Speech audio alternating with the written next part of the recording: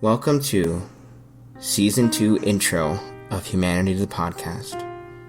This is made possible by listeners like you and your continued patronage. Please visit us at patreon.com/humanitythepodcast. Check out our Facebook page and our Twitter page. And thank you for listening.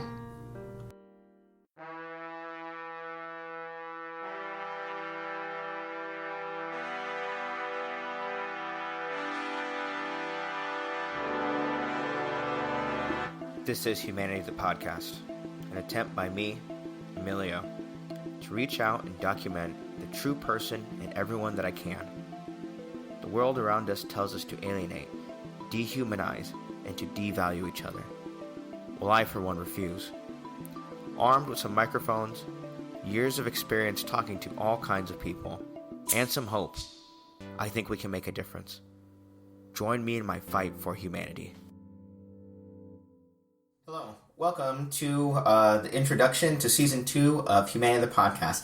You may hear in the background there's some music going on. There's some people doing construction outside, but that's fine. You do your thing, I'll do mine. So you might hear, I think they got a Led Zeppelin CD in, but it is what it is. Okay, so I've been absent for a little bit from Humanity the Podcast, and I think I have some good reasons why.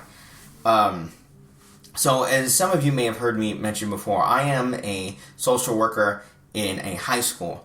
And honestly, the second semester, because of all the immigration stuff, has just been incredibly intense. So the school that I work at is a high school that I believe the Latino Hispanic population is around, it's high 80s or low 90%.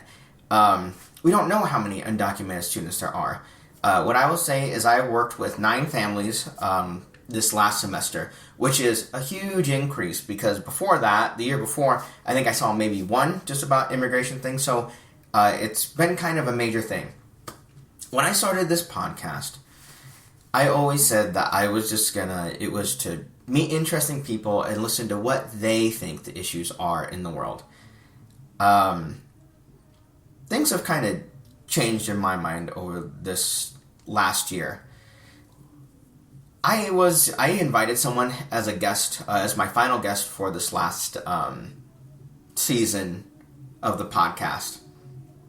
And they asked if it was political. And my immediate gut instinct was like, no, it's not necessarily political.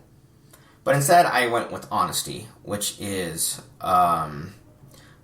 it's political as it needs to be because that's just the nature of working with people, is sometimes across our politics. And I never got a response back from that person.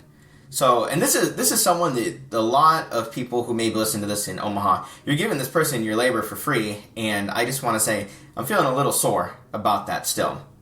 But that's neither here nor there.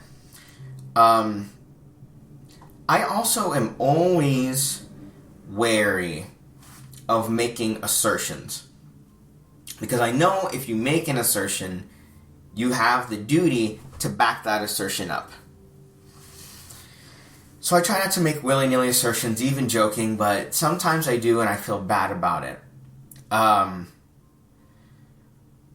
thing that I want to be able to say right now is that it is frustrating for me, having been someone who's been involved with immigration advocacy, to see all of a sudden people want to pay attention now and they want to reinvent the wheels. Or reinvent the wheel. This stuff really, if you're looking for people to listen to, they're all over. And they've been here. They've been putting in the work, not for 1 year, not for 2 years, but for 10, 15, 20 years. Because the immigration system in the United States has historically changed. You have to remember, and this is something I mentioned a lot in the last season, is the United States, in the history of the world, is a fairly young country. Immigration policies have never been great here. They have been adequate, but since their inception, they favored one group of people over another group of people.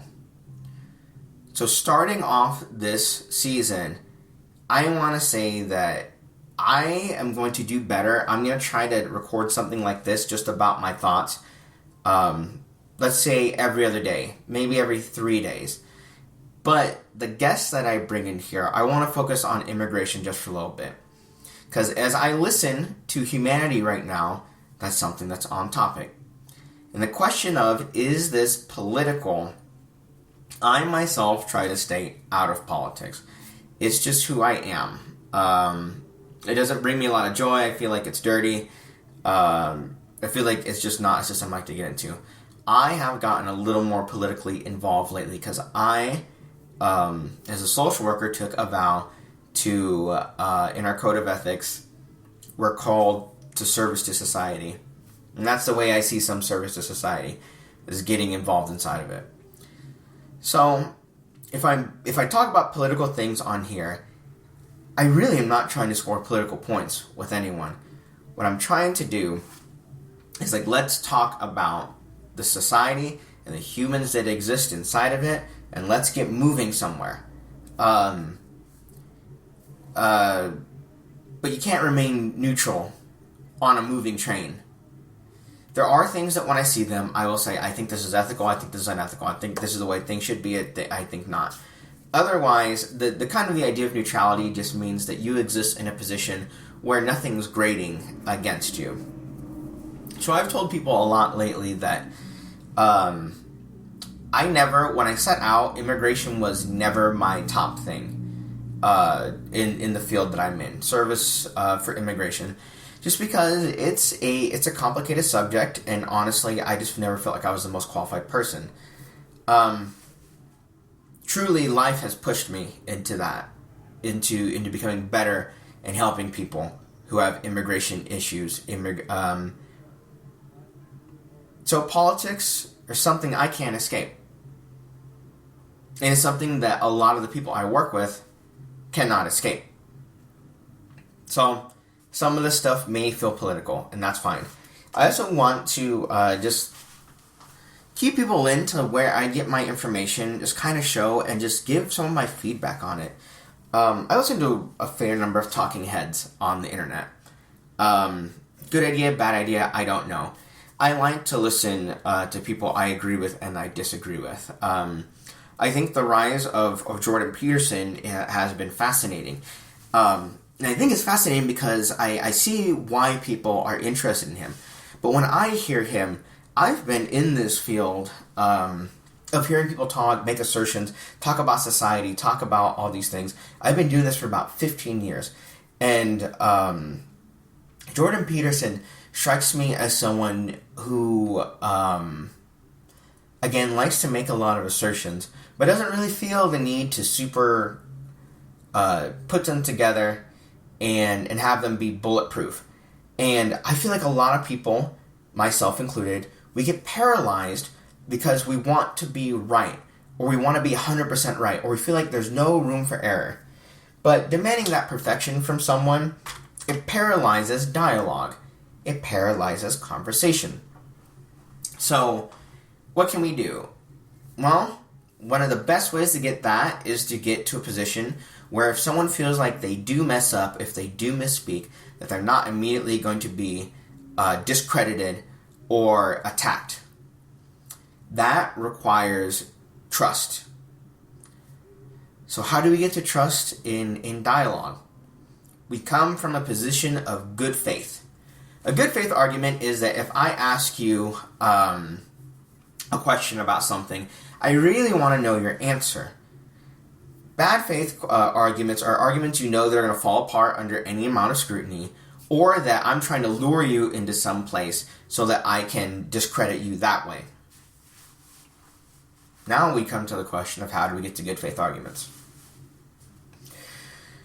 Paradoxically, we need trust to get to good faith arguments. So you see, it has to start somewhere. Because right now, both sides fairly feel that if they put their hand out, they're going to get bitten by someone. But that does not mean that both sides have the same maybe entitlement to their assertions. Everyone is entitled to their own opinions, but you are not entitled to your own facts. There are facts that exist. There are provable facts that exist. We utilize the scientific method to agree upon a reality and say this is a fact, it is provable. You can repeat that it is provable. So for every issue that exists out there, there are truths that surround that issue. The goal is to get people to look at proof, then make assertions, then make claims based upon evidence. So there's a rule, and I don't even remember what the name of the rule is, but what it entails is that a claim without evidence can be dismissed without evidence. Now, this makes life harder. It does. It just makes life harder, because that means what? Do I have to carry around a book? Do I have to do all this? Well, what I would say is if you have any strong opinions about some things, you should Google it. You should just look it up. So let me show you one thing. If I can use this fancy computer stuff. I don't think I'll be able to get from here, but that's fine. I'm learning just as we're all learning. But what I wanted to show you, and what you can see, is that there are certain websites that you go to, that one can go to. I use allsides.com because what it does is it shows stories from the left, stories from the right, and stories in the middle. And each one of those is a side. The idea of being in the center absolves you of any of the issues that come from either one of the sides is not true. Because a position of either declared neutrality or of excusing yourself from the conversation is a side. It is something that you choose to do. Not choosing is a choice. Oh, you're going to hear my air conditioning go on, but that's where I am right now. I'm looking at, improving the podcast, getting it into a location where I can feel free to bring neutral guests and talk to them. But this helps me, because what I really want to show you is that there are no corporate interests behind me. There is no agenda behind me. I am a person who has been trained and likes to meet people. And when I disagree with them, I want to find out why I disagree with them. I've had people ask me, how can I do that when I hear hateful things? Well, part of it is I've been hearing it for 15 years that I've been inside of this. And what you'll find is that, people say hateful stuff. And usually they're very strong beliefs held very loosely. What that means is that as soon as you start pressuring people on hateful views, they usually have a reason, but not a good reason, or not a great reason. That is not to excuse what they're doing or to say that there aren't cultures of people who say and do hateful things. That is true also. But what I'm trying to get at is that the people that you see doing hateful things, saying hateful things, they're human, just like you. They bleed, they sweat, they have families, they have to eat. They are a human being. None of us are excused from that condition. And it is a condition. I feel haunted by something I read once. And it was, I'm not sure if it was a poem or what, but what it said is, we should all apologize to our children because, this ain't parents, but we should all apologize to our children because we have condemned them to die. When you're brought into this earth, you only have a short amount of time, and you know that when a child comes into this earth, they will suffer. And suffer, maybe they'll physically, maybe emotionally, But that's something that surrounds all of us. We feel joy. We feel hurt. And unfortunately, it is also the human condition that there are people who are okay with hurting other people as long as they themselves are not hurt. That is a human condition. Now, some days, it feels really heavy. And some days, it's motivating for me.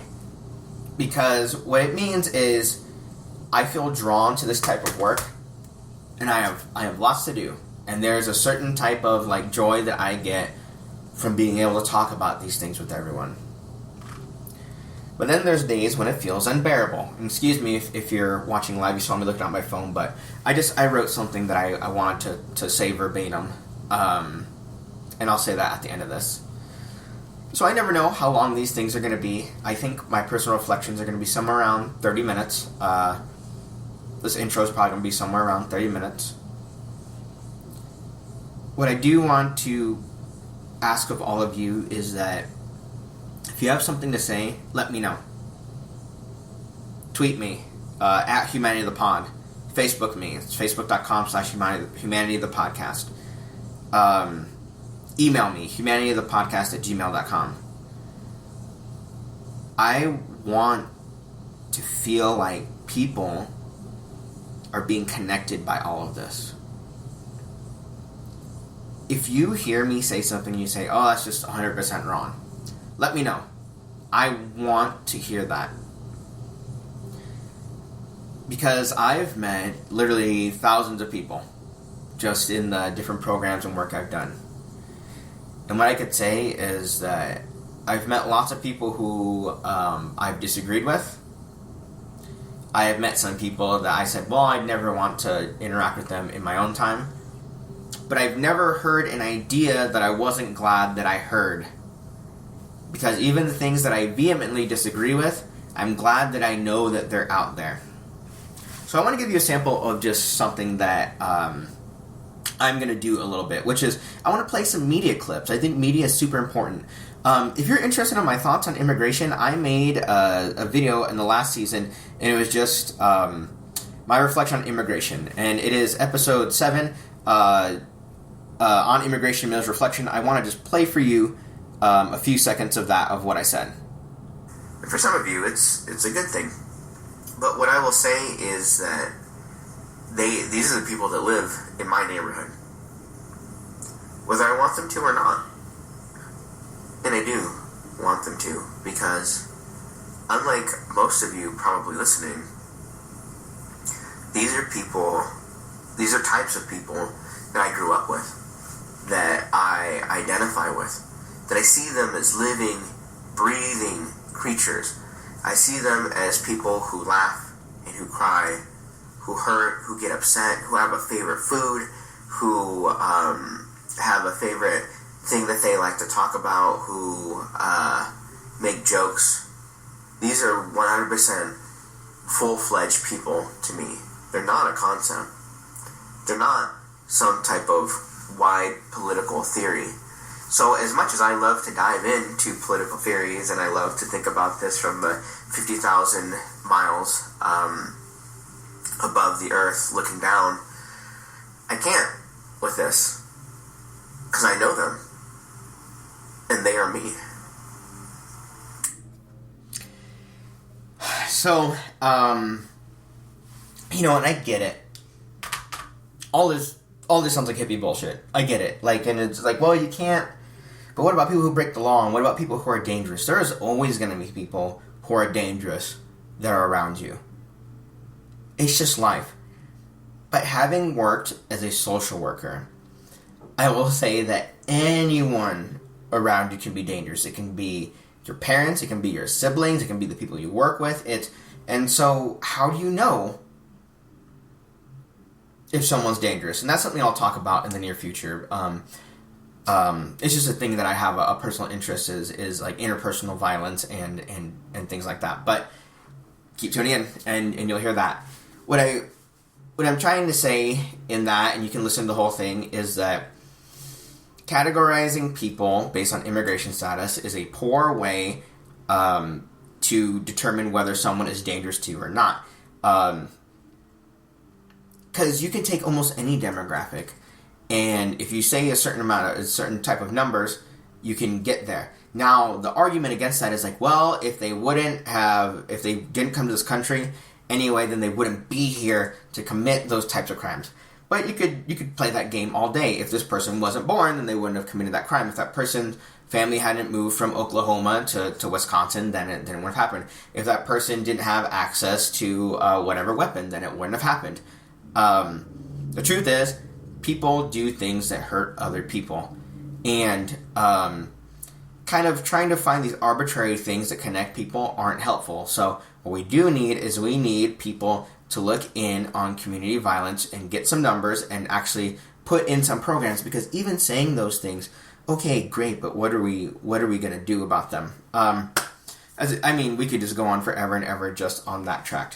Another thing that I wanted to bring up media-wise is this, because this is something that I have not, excuse me, wrong video. This is something that I have not forgotten about, but some people may have. I wish you could see the video of this, but this is on CNN. It was an interview of President Trump on CNN. When Hillary Clinton says this is a racist attack, and you reject that, if you are saying he can't do his job because of his race, is that not the definition of racism? No, I don't think so at all. No? No, he's proud of his heritage. I respect him for that. You're saying he can't do his job because of it. Look, he's proud of his heritage, okay? I'm building a wall. Now, I think I'm going to do very well with Hispanics. You know why I'm going to do well with Hispanics? Because I'm going to bring back jobs, and they're going to get jobs right now. They're going to get jobs. I think I'm going to do very well with Hispanics, but we're building a wall. He's a Mexican. We're building a wall between here and Mexico. The answer is, he is giving us very unfair rulings. Rulings that people can't even believe. This case should have ended years ago on summary judgment. The best lawyers, I have spoken to so many lawyers, they said, this is not a case, this is a case that should have ended. This judge is giving us unfair rulings. Now I say why. Well, I'm building a wall, okay? And it's a wall between Mexico, not another country. But he's not from Mexico. In my opinion, he's from Indiana. He's Mexican heritage, and he's very proud of it. So I wanted to bring that up because I think it. So I am someone. So I'm going to make an assertion. I am someone who has again been involved in these things. I've taught at 2 different universities about racism, and that's kind of like boiling it down a bit too much. But about discrimination, things like that. I work for a nonprofit about it. It's just something that I feel very knowledgeable about. The problem is people say racism, and they say someone is not a racist. Like it's a static thing, on or off, on or off. It's not an on or off situation. People can do racist things. When someone repeatedly does it, people like to call them a racist, right? So what I say is Donald Trump asserting that this judge cannot do his job because he is Mexican. Yeah, that's racist. That is a racist assertion. Is interpersonally racist when he says it like that. Since Donald Trump holds the office of the presidency, it becomes institutional racism. Because someone in a position of power is attacking this other person, and they're trying to use their institutional power. So let's break down a few reasons of why it's racist. So first, the invalidation of identity is that, as Chris Cuomo said on there, he's not from Mexico, he's from Indiana. And Donald Trump said, yeah, but he has Mexican heritage. Well, no one refers to Donald Trump by wherever in Europe his ancestors came from, right? So why does he get that courtesy and not this judge? And it's because people deem people's ethnic heritage as a factor in their life, but not Europeans. Europeans seem to be absolved from that, right? So it doesn't matter the old European heritage that comes there, and it is racism because it is using the concept of race in order to make an assertion about someone else or a group of people. I could go more into it, but let's just leave that part there. So, And there's something, there's a trope called the perpetual foreigner, right? So my mother's side of the family, my great-grandfather crossed the border in around 1905. He paid a nickel to cross the border. That's a story I love telling. People ask me pretty consistently, where were you born? And I will say, Omaha. And they say, well, and what they're trying to get me to say is like, why are you brown? Explain to me why you look brown. And so I'll tell people, they'll say something like, well, where are your parents born? And I'll say, well, my mother was born here in Omaha. I know what they're trying to say, and usually people aren't. Here's the thing. They're not trying to be rude or to say something that's racist. But the impact, to me, is just as valid as the intention of what they're trying to say. So, the analogy I use for that is if I'm throwing rocks into a river, that's fine. If you walk in front of that and I hit you in the head with a rock, what do I say? It doesn't matter you got hit in the head with a rock because it was my intention to throw it to the river. No, I'm going to stop and say, oh my God, are you okay? What can I do to make it better, right? And we have these types of social corrections already. We don't need to reinvent this. We have these types of social corrections. So if I meet someone and I say, what's your name? And they tell me it's Robbie. And I see them again next week and I say, oh, hey, James, how's it going? Do they say like, oh my God, this is the worst thing ever. What do I do? They say, oh no, it's Robbie. And I can say, oh yeah, sorry, right? Eventually we'll get there with some of this racial stuff. And we do. We do sometimes. But those are based on good faith. There is not good faith in the racial conversation right now about race or anything because we haven't got there. And it's because we try to pretend like this stuff either A, doesn't exist, or B, is not important. But I've had to deal with this stuff just because how I was born. So that was a racist assertion by the president. And that's where I will leave that claim for there. So one of the clip that I wanted to play. I don't know why you hate us. Why do you hate us? Because we're Mexicans? We're honest people right here. Rapists? How many people have I raped? How many drugs have I dealt? Huh? Oh yeah? You believe everything you see on the news? You see how we're working hard right here? So this is a video that has recently been released. You can look it up on YouTube. Trump supporter tells man in racist rant that she hates him because he's Mexican.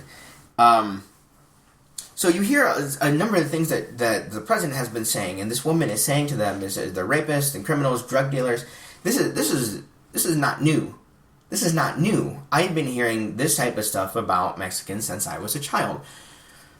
But because the president has a platform, he is normalizing this type of behavior, where people see it is at least somewhat socially acceptable to say these things out loud. I would assert that is a problem. It seems to be a pretty significant problem. Now, I have made my assertion. Would you like to refute that assertion? You then refute my claim. Donald Trump is normalizing racist rhetoric. I think that is a problem.